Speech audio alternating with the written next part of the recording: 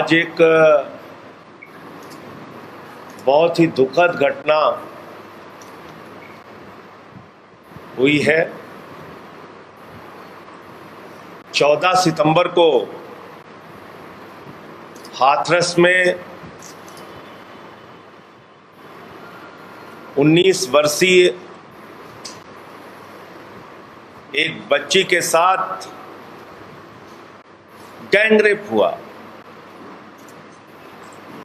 सामूहिक बलात्कार की घटना।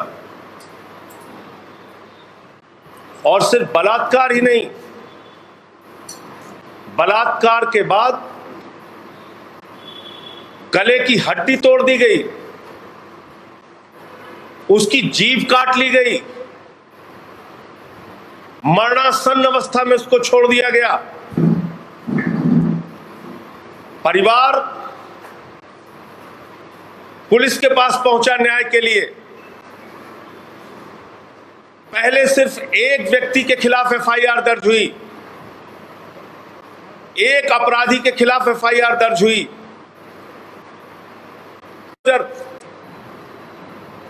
क्यों नहीं पलटी उनकी भी जीप? क्यों नहीं उनके ऊपर राष्ट्रीय सुरक्षा कानून के तहत, एनएसए के तहत कार्रवाई हुई? योगी जी, आपके राज में किसी के साथ भी कुछ भी हो रहा है। मैं जौनपुर गया था, एक छोटी सी बच्ची के साथ बलात्कार करके उसकी हत्या कर दी गई, वो भी दलित परिवार से थी। ये बिटिया भी वाल्मीकि समाज से, जो हाथरस की घटना हुई। लखीमपुर में गया मैं, वहां भी एक छोटी सी दलित परिवार की बच्ची के साथ बलात्कार करके उसकी हत्या कर दी गई, नृशंस हत्या। छोटी छोटी बच्चियों के साथ उत्तर प्रदेश में बलात्कार हो रहा है। बलात्कार करने के बाद उनके शरीर को छत विछत कर दिया जा रहा है, हत्याएं हो रही हैं। और योगी की सरकार बलात्कारियों को बचाने में लगी हुई है। आपकी सरकार जब चिन्मयानंद के पक्ष में खड़ी होगी तो कैसे न्याय मिलेगा? कैसे बेटियों को न्याय मिलेगा उत्तर प्रदेश में? हमको बताइए योगी जी। मैं बहुत पीड़ा के साथ पूछना चाहता हूं आपसे, आपके पूरी पुलिस सोती रही? अरे मेरे तो एक बयान के ऊपर आप देशद्रोह लगा देते हैं। आज 14वां मुकदमा लिख दिया मेरे ऊपर, 14 एफआईआर हो गई। रोज आप एफआईआर लिखते रहते हैं। आपकी पूरी ताकत लोगों की आवाज को दबाने में लग जाती है, लेकिन अपराध रोकने के लिए आप कुछ भी नहीं करना चाहते। आपकी सरकार को जंगल राज भी कहना कम होगा, क्योंकि जंगल का भी कुछ कानून होता है। आपकी राज में कोई कानून व्यवस्था नहीं होगी जी। इतनी बड़ी घटना हो गई, कहां है उत्तर प्रदेश का महिला आयोग? कहां सो रही उत्तर प्रदेश की पुलिस? क्यों बलात्कारियों को बचाने की कोशिश की गई? क्यों उन बलात्कारियों के खिलाफ कार्रवाई नहीं हुई? क्यों इस बिटिया को सही समय पर इलाज नहीं मिला? क्यों आप उसके मरने का इंतजार करते रहे और उसको दिल्ली भी भेजा तो एम्स में उसको बेड नहीं दिलवा पाए? इस पूरे मामले में एक और घटना हुई बीच में। वरिष्ठ पत्रकार हैं रोहिणी सिंह, उन्होंने कोई ट्वीट किया और उस ट्वीट के ऊपर इनका सूचना निदेशक है शिशिर सिंह, वो धमकी भरे शब्दों में लिखता है कि 105 गिरफ्तारियां हो चुकी हैं और इतनी एफआईआर लिखी जा चुकी है।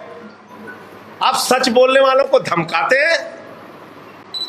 आपको शर्म नहीं आती?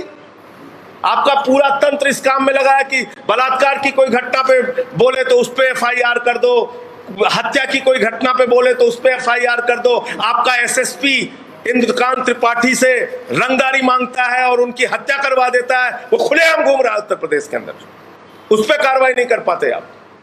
बलात्कारियों पे कार्रवाई नहीं कर पाते। रोहिणी सिंह को धमकाओगे, संजय सिंह पे देशद्रोह लगाओगे। कि 105 एफआईआर हो गई है, सावधान रहना, बचे रहना। अरे तुम बच्चे हो, तुम्हें पता नहीं? मान लो उन्होंने आगरा लिख दिया था, तुम लिख देते हाँ ये घटना आगरा की नहीं हाथरस की है। पूरी घटना को ही तुमने कह दिया ये फेक न्यूज है, फलाना है, ढिमका है। तो मेरा सिर्फ इतना कहना है कि आज उत्तर प्रदेश के अंदर बेटियां सुरक्षित नहीं है। अपराध बहुत तेजी के साथ बढ़ रहा है। बच्चियों को माता पिता अपने घर से बाहर भेजने में डरते हैं, सहमे हुए हैं, रोते हैं, पता नहीं सुरक्षित आएगी नहीं आएगी। बलात्कार भी हो रहा है, हत्याएं भी हो रही हैं, और पूरा योगी जी का तंत्र और इनका पुलिस तंत्र पैसे वसूलने में, रंगदारी वसूलने में, रंगदारी नहीं दी तो हत्याएं कराने में जुटा हुआ है। और हत्या करके वो एसएसपी खुलेआम घूम रहा है। अब तक उसके खिलाफ कोई कार्रवाई नहीं हुई, बल्कि उसकी एक चिट्ठी भी वायरल हो रही है कि उसको क्लीन चिट दिया जा रहा है। तो कुल मिलाकर ये जो घटना हुई है, इसने पूरे उत्तर प्रदेश की जनता को, पूरे देश के लोगों को हिलाकर रख दिया है। दरिंदगी, हैवानियत की पराकाष्ठा है ये।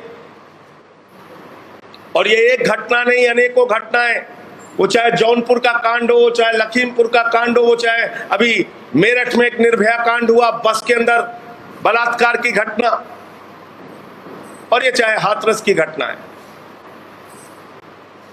उत्तर प्रदेश में पडरौना के अंदर एक बच्ची छेड़खानी से तंग आकर अपने आप को आत्मदाह करके मर जाती है। आप उसकी पीड़ा की कल्पना कीजिए।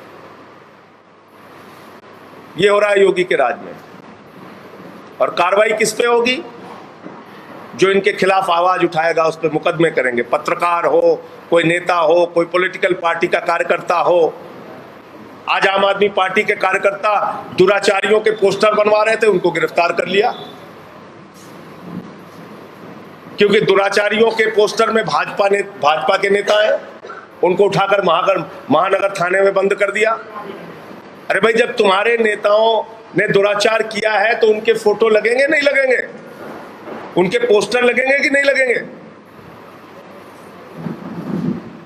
इस पूरे प्रकरण में फास्ट ट्रैक कोर्ट बनाकर इस मामले के अंदर जल्द से जल्द कार्रवाई पूरी करके 6 महीने में इन तमाम दुर्दांत अपराधियों को फांसी की सजा दी जाए। नंबर 1, परिवार डरा हुआ है। उससे यहां तक कहा गया है, मेरी बात हुई थी उनके चाचा से, कि तुम लोगों का हाल उन्नाव जैसा करेंगे, उनको सुरक्षा दी जाए।